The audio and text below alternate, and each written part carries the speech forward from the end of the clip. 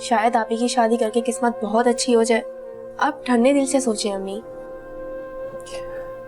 मेरा दिल नहीं मानता। दिल तो है ना, आप ही का भी खुश नहीं है।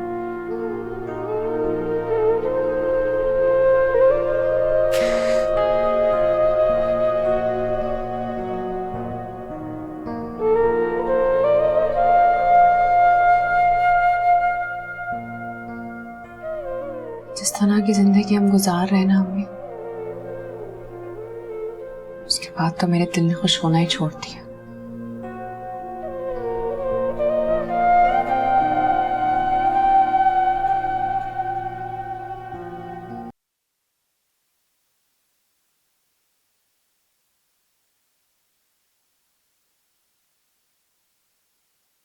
अब आप फ्री हैं? हाँ बोलो। वो निम्रा कब तक रहेगी यहाँ पे? मर्जी की मालिक है वो, क्या कह सकता हूँ। लेकिन तुम क्यों पूछ रहे हो? उसने हिरा के सामने मरियम से इतनी बदतमीजी की है। आई डोंट नो कि इन लड़कियों का आपस में क्या मसला है। I have no idea. Dad वो उसे तंज करेगी तो मरियम तो हाइपर होगी ना नेचुरली। हाँ तो फॉर श्योर मरियम ने भी उसको कुछ न कुछ तो कहा होगा ना, तुम अच्छी तरह से जानते हो। डैड वो तो ठीक है, लेकिन मरियम इज वेरी अपसेट। तब क्या चाह रहे हो मुझसे? मैं चाहता हूँ कि निम्रा जल्द से जल्द अपने घर चली जाए। चाहे उसके शौहर ने कोई भी डिमांड की हो। डिमांड? हाँ, मुझसे कोई जिक्र तो नहीं किया उसने, लेकिन आई एम श्योर कि कोई ना कोई डिमांड जरूर की होगी साकिब ने।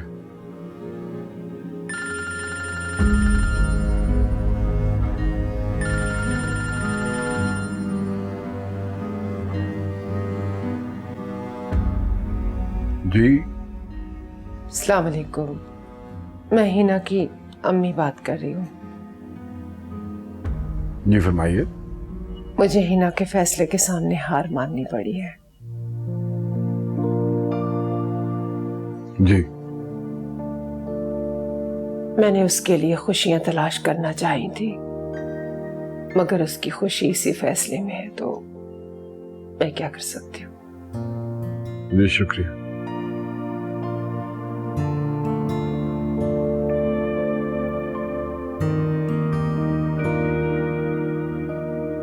डैड किसका फोन था?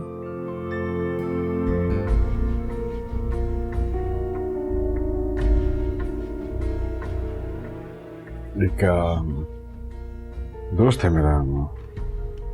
Is everything okay? हाँ, everything is fine. Sure?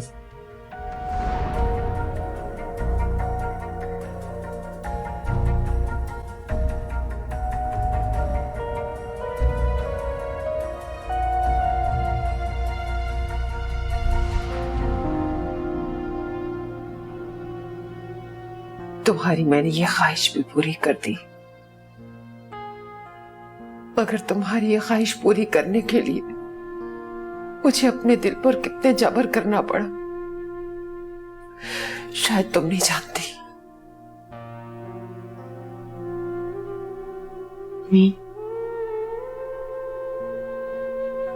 Mummy, जब माँ बेटी के एहसासात को समझ जाती है तो बेटी भी तो माँ के दिल का हाल जानती है ना। ये कैसी खुशी है जिसपे मैं तुम्हें मुबारकबाद भी नहीं दे सकती। आप मेरे अच्छे नसीब के लिए तो दुआ कर सकती है ना। नहीं, अब मुझे दुआओं पे भी यकीन नहीं रहा। ओहो अम्मी, अब रिश्ता हो गया ना, अब सुरदा ना हो। तो क्या मैं खुश हूं? जश्न मनाऊं? प्लीज अम्मी, अब मूड खराब मत करें। पूछो इससे, क्या ये इस फैसले से खुश है? बताओ, क्या तुम खुश हो? बोलो।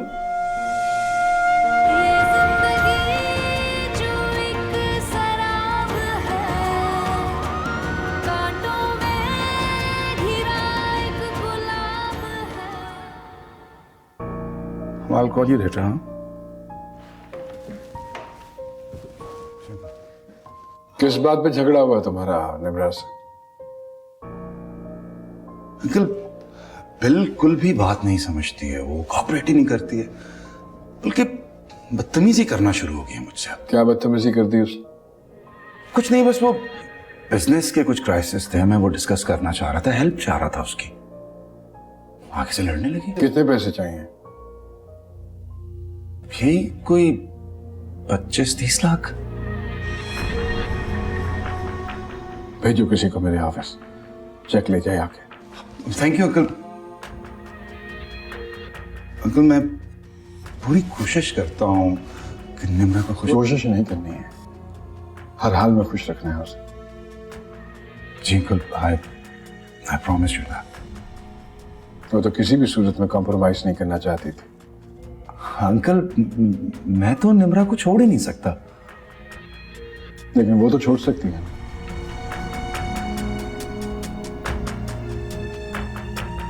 आप प्लीज समझाएं ना उसको।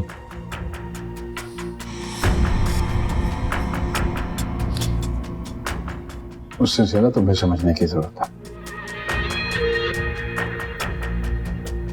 ग्रो।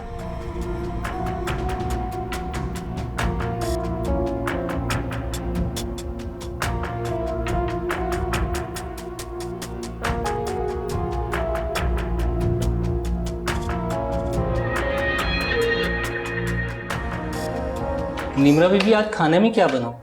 खाने में मरियम नहीं बता कर गई। मैं तो रोजाना अपनी मर्जी से बनाता हूँ, मगर वो फिर भी खफा रहती हैं। खफा रहती है फिर तो बताकर जाना चाहिए। बेगम साहबा की वफात के बाद ये घर बिखर कर रह गया है। वो किचन की हर चीज का ख्याल रखती थी, मेहमानों को कैसे ट्रीट करना है, घर वालों की पसंद नापसंद का ख्याल रखती थी। मगर अफसोस आप रुक क्यों गए? निम्रा बीबी, मरियम बेगम को किचन के बारे में कुछ पता नहीं है।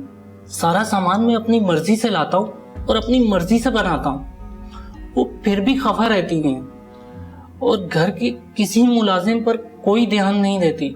सब अपनी मर्जी से आते हैं और जाते हैं।